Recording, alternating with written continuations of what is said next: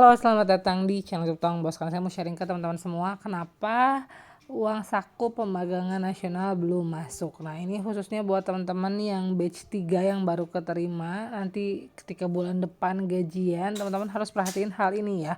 Jangan sampai teman-teman udah kerja, udah magang, tapi ujung-ujungnya gak dibayar atau gajinya gak bisa masuk ke rekening teman-teman. Nah, ini ada alasan resminya dari Kemenaker. Yang pertama adalah rekening peserta tidak aktif atau dorman, atau nama di rekening dan nama di nomor KTP itu berbeda ya. Nah, rekening dorman itu apa? Jadi rekeningnya sebenarnya sudah ada, tapi selama 6 bulan itu nggak pernah dipakai ya rekeningnya. Jadi nggak ada transaksi kredit, nggak ada transaksi debit sama sekali. Jadi rekeningnya dianggap dorman oleh bank. Nah, teman-teman harus mengaktifkan ke bank itu dengan setor minimal 100.000 lah. Jadi biar nanti rekeningnya aktif kembali. Lalu peserta mengganti data rekening setelah tanggal cut off. Jadi nanti dari Kemenaker itu ada batas waktu ketika teman-teman harus input nomor rekening ya. Kalau misalnya ternyata teman-teman tiba-tiba ngeganti nomornya, nah itu nggak akan kebaca di sistem. Jadi teman-teman nggak boleh asal ngeganti nomor rekening.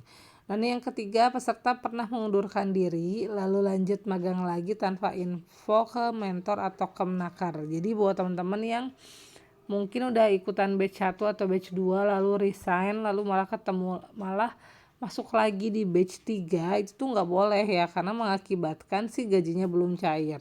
Nah, solusinya seperti apa di sini ya? Peserta dan mentor komunikasi lalu cek bersama di sistem magang hub.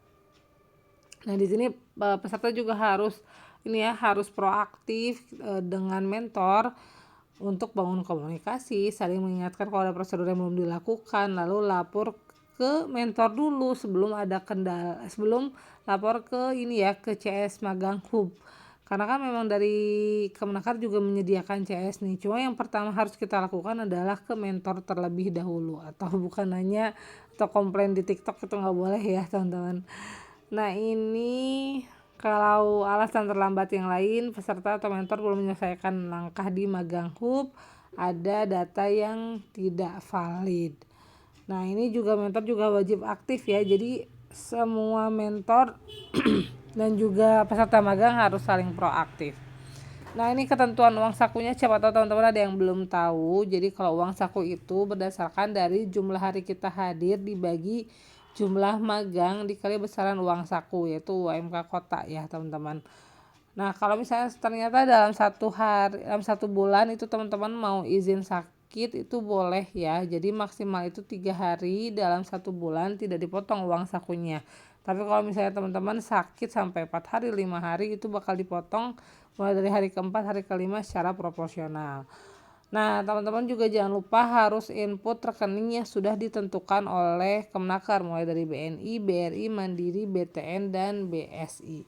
Dan jangan lupa juga teman-teman harus isi kehadiran peserta magang dan ngisi aktivitas harian pemagangan. Buat yang masih bingung gimana cara aktivitas harian pemagangan, cara isi kehadirannya, bisa cek video-video saya di channel saya ini. Nah, itu aja infonya, semoga bermanfaat. Kalau teman-teman semua suka dan video, jangan lupa klik like, subscribe akun ini, dan kalau ada pertanyaan silahkan tanya di kolom komentar. Terima kasih.